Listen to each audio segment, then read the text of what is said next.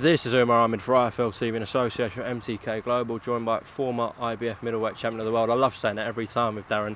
I love hearing it. Sporting a 12x3 as well. Yeah, how are you? All good? Very well, thanks, mate.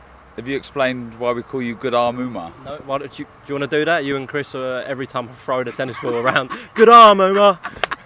He's just got an exceptional arm. Honestly, it's pinpoint, it's very fast. He's just got a good arm. People probably think you're being sarcastic, but... Nah, it's a good arm. Good arm, bird, yeah. Good arm Umar. Darren, obviously fight camps caught everyone's attention. First 2 weeks have been really good, especially with the main events.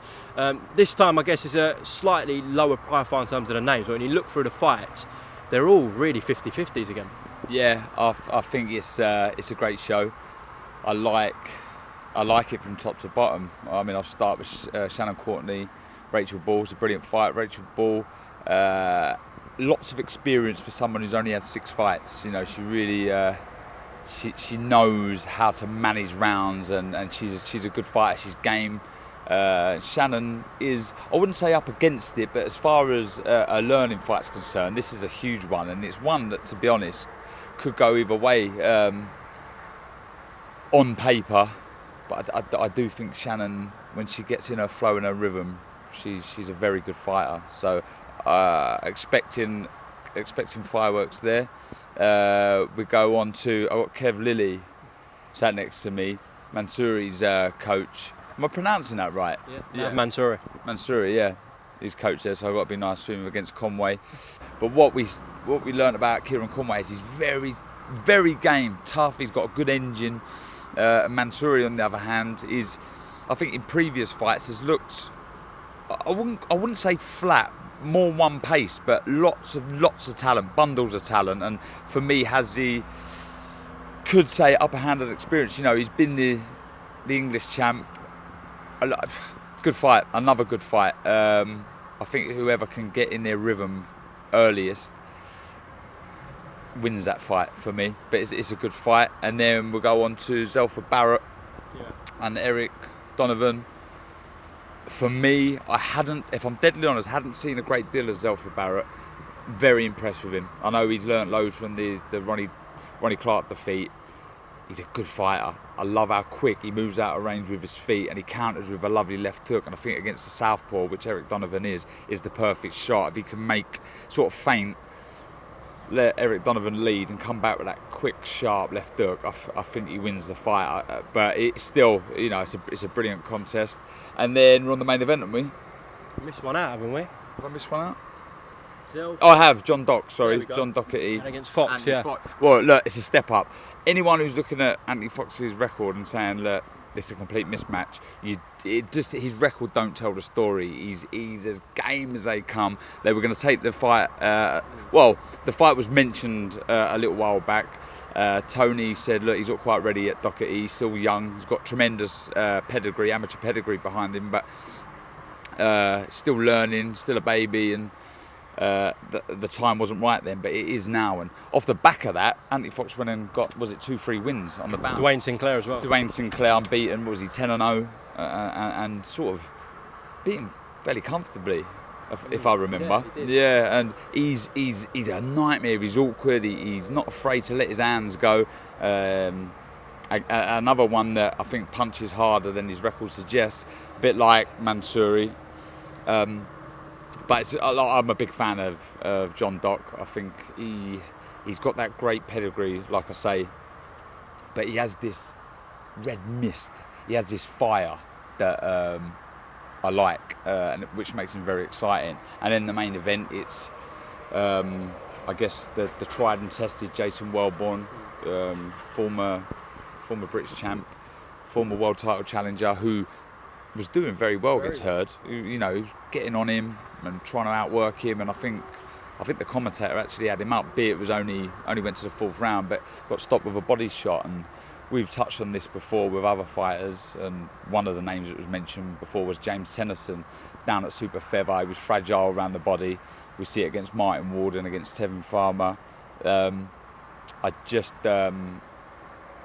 think moving up to middleweight, he'll be stronger and less fragile round the midriff. But Felix Cash, very impressed with him. He's coming on leaps and bounds with Tony Sims. Every fight he's looking better and better. He's dangerously spiteful. Similar to John Doherty, he's got that bit of fire that makes him exciting. So, brilliant card top to bottom. Give Eddie a good run for his money there with that. That was great salesmanship. It wasn't bad, was it? Very good. I've got to keep the boss happy. Company man. Nah. Do you know what? Everyone gets stick, don't they? If you work for Sky, you get stick. You work for Matchroom, you get stick. But to be honest, I try and be, especially when I'm commentating, because I've been doing work with Chris Lloyd for DAZN and with obviously other international broadcasters, and I try and I like to think I'm unbiased, and for me, my role is to sort of analyse what I'm seeing, how I think each fight can win, and sort of coming up with plans for both and against both. That's my role. I don't think I'm biased. I try not to be anyway. To be fair, you've been getting a few positive comments about your commentary. I've seen anyways on Twitter and that. Cheers, man. Look, I've said it numerous times, and I'm not just saying it. Boxing's like another limb to me. Without boxing in my life, I would be a shell of the man I am. You know, it means everything to me. I can't be a coach. It's not for me, but just doing what I do and commentating, sitting down with my friend Chris and commentating fights is a dream come true. I don't get to watch fights at home rarely anymore because I'm at all the shows, but say if I was with my dad, my granddad, my uncle, my brother, my friends, we sit down and we essentially commentate whilst watching the fight anyway. That's what we do. So to be able to do it on these shows is fantastic. I feel really, truly blessed, and it's just my life. It really is, and I hope those who do listen to me enjoy me.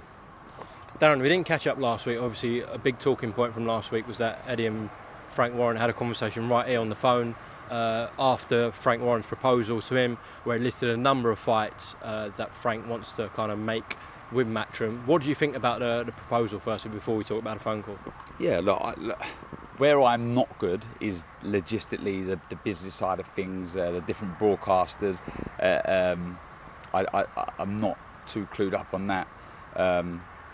So I don't know if it is realistic, if there's a possibility. Frank seems to think there is, but obviously right now I think there's no thinking about it. Eddie's very busy with this at the minute, and obviously busy trying to make future plans. But I think some of the fights there that they put together are brilliant.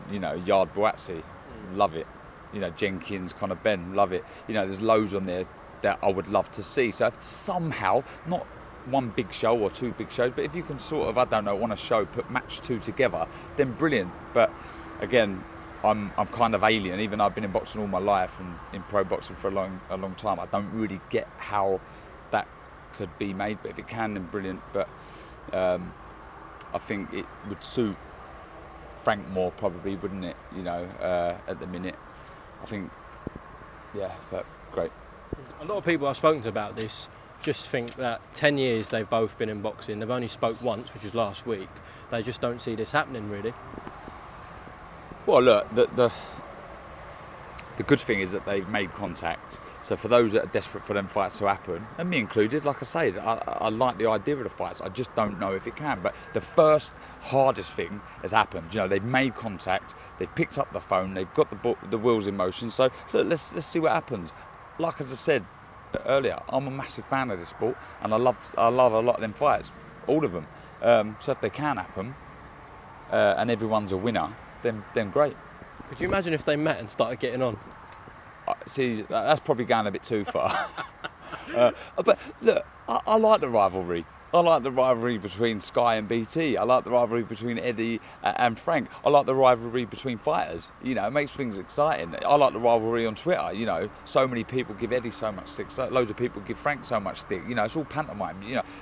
People don't genuinely. Everyone gets a bit of stick, but it is what it is. It's just, as long as you don't take it too serious, it's just part and parcel of the game now, life now, I guess, with social media. But like I say, the hardest thing has happened. They've got together. Over the phone. They've spoke.